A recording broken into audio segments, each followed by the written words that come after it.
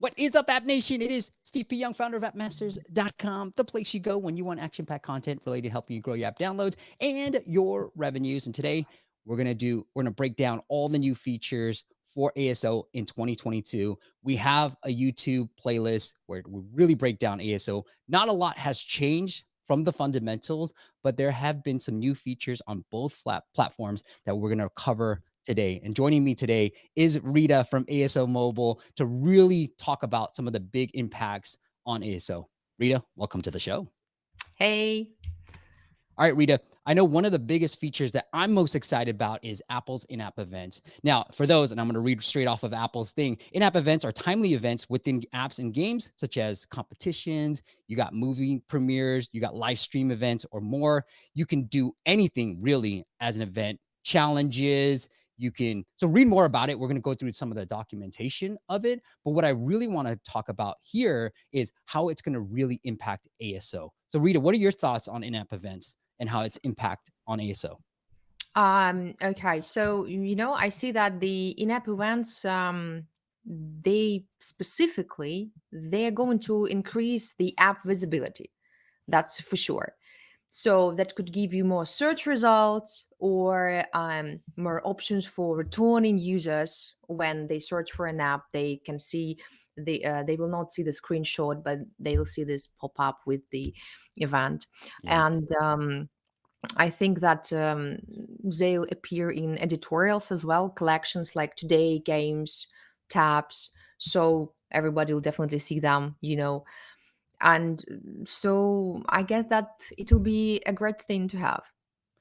Yeah, and I completely agree with that. I think it's such a new thing. And I think, Rita, let me know if you think so too. But when Apple comes out with a new thing, like back in the day when Apple first launched the Apple search ads, there was a huge impact on ASO. If you were bidding on a certain keyword, you would see an increase in ranking for that particular keyword. And that's why I feel about in-app events is if you have a good title, and again, look at the details on Apple's website about how big you can make your title. But if you have a good title, you have a good short description within this in-app event type of feature, then that's going to actually help your ASO. And we did a small case study with a developer friend of mine. I'll link that into the YouTube description. But he talked about how he was able to rank for like Thanksgiving stickers or something like that because of his in-app event. Yeah, I definitely see that in this situation, you need to be sure in good ASO, Yeah. because whatever that, like short description or long description, and if you have this very well made ASO, that will definitely help you. And that's how you will kind of boost, Yeah. at least Yeah, I that would be agree. cool. And like you mentioned, Rita, it's all about that editorial too. So Apple wants to feature some of their own new features as well. As that features twice, but they want to showcase some of their new features. And so if you have an in-app event, a friend of mine got a feature just because he incorporated in-app event. Now, he didn't see too much of an impact, Rita, on downloads, but I think why not, right? It is a new feature. I'm actually pushing a lot of my clients on my end to really start incorporating in-app events. Anything else you want to cover on in-app events, Rita? Oh, I would also like to add that, maybe just to highlight that it also helped to more options for returning users. When users Yeah. search for an app and the event card replaces screenshots, so it provides developers with a new opportunity to increase the engagement with the current users, which Mhm. is also really important for the application. Yeah, that's so true. I love that point too. Yeah, I completely agree because you're starting to see that when you search for, let's say, meditation, all that stuff, if you have a in-app event about meditation, like a 7-day challenge, you actually see that versus your screenshots. And then that's a great way to re-engage your Mhm. users too. I love that point, Rita. All right.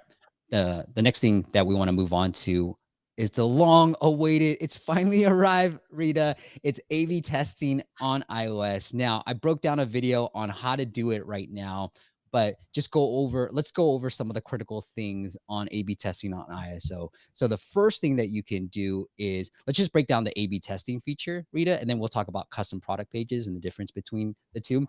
But the A/B testing Mhm. feature allows you to test, I think eventually app icon, but I couldn't see that on there. But the first thing that you should definitely be testing is screenshots.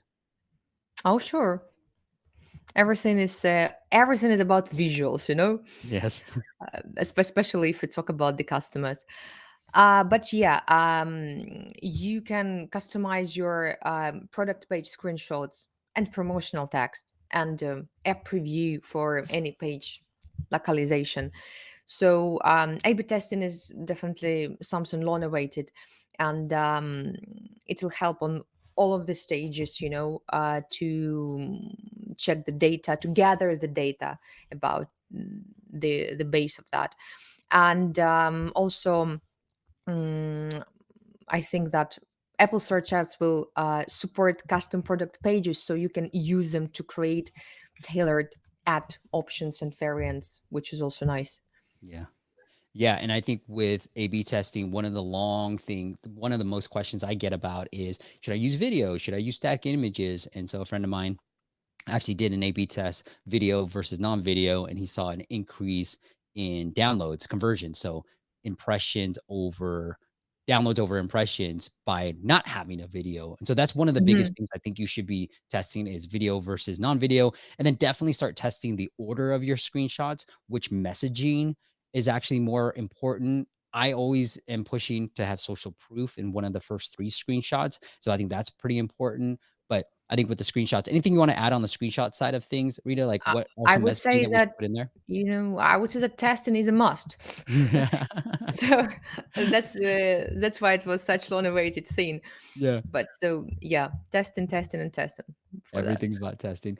And then Rita kind of mentioned this, but with custom product pages, so what Apple is allowing you to do is create up to 35, right, Rita? 35 Yeah, custom product pages? exactly. Yeah, 35 custom product pages that you Yeah, can per app. use for Apple search ads. And these are like, you can have, I believe, different titles. What are the things that we can customize? Screenshots, promotional text, and app previews for each thing. And within that, Rita kind of mentioned this with the search ads side of things. Yeah, sure. Though I think that that would be something really cool for, releasing your app. So testing to see how everything works, and that's why it for sure can give you lots more downloads. Completely agree. And with these custom product pages, so what you can do is create a brand new custom product page, meaning you can have different screenshots, different messaging. So what I would be suggesting to do is because different ad networks are starting to support these custom product pages, is so if you're, let's say, a meditation app and I'm targeting, let's just throw something out. I grew up Buddhist, but I'm targeting Buddhists, right, on Facebook. And so, or I'm targeting that keyword on Apple search ads. And then I can show different screenshots, create a whole new custom product page, an App Store listing page for that community to really speak on that. And so that relevancy score goes up. And that's where these custom product pages I feel like are really going to start helping app developers because you can create an Apple search ads campaign for a specific audience and use your screenshots to talk to that specific audience. Yeah, and again, we're coming to the point that testing is really serious, and the screenshots, like visuals, the customers want to download when something they match with them, probably something that, yeah, okay, I'll get it. Yeah, exactly, right? I think it's all about relevancy, and if you can talk to the end user, really speak their language, Rita, like you got them, right? Hmm. Sure. All right, Rita, when it comes down to A/B testing, what are some really important things that we should remember when we're trying to run these A/B tests? Oh, I see. I think that one of the most important things is like, don't test more than one hypothesis simultaneously. So So just true. note. Then we need to test these variations that significantly differ. That is also a must. And needs to be sure, because too small details might be too little to give you a precise result, Yeah. if we're thinking of something like not very serious. And it isn't only about adding or editing elements. Sometimes it's also about removing them. Maybe you should also check that. Maybe something is really extra. Mm, And let me see. If you have a tiny number of visitors, your result won't be accurate enough. yeah. So need to bear that in mind. Yeah, and what Apple does, so I love those points too. I think what that's the biggest mistake that I've seen people do is they try to test too many things at once. I'm like, one thing at a time. I'm usually good about that. And then change it dramatically, right? Like sometimes it's a dramatic look, not just like, should I go with a green button or a red button? Who cares? Like make it dramatic, right? Like make it really, really different in Make a terms of the different button performance. just Yeah. Let's use triangle buttons. Let's get rid of these exactly. these rectangle rounded corner ones. Last thing I want to mention is Apple's actually telling you how long it's gonna take. So how much do you wanna improve for this A/B test and how long that would take depending on the organic downloads or the downloads that you've been getting. So Apple's been really good about that. Unlike Google, they where it's just kind of like up in the air, what the hell, how long is it gonna take? We don't know. Apple will actually tell you this will take, if you want to improve by 20%, this is gonna take 4 weeks because you don't get that many downloads. And so Apple's really good about that. So the data part, we don't have to worry about that as much, but you might just have to wait a longer time period if you're not getting that many downloads. So drive some downloads in there, run some ads if you really want to get a true A/B test. Rita, anything else on the new stuff on iOS for 2020 that you want to mention that I might have missed? So I would like to add something about A/B testing for different locales, because your testing results for Spain won't be the same as for the United Kingdom. You need to consider these tests local in order to optimize and increase the conversion for the different locales.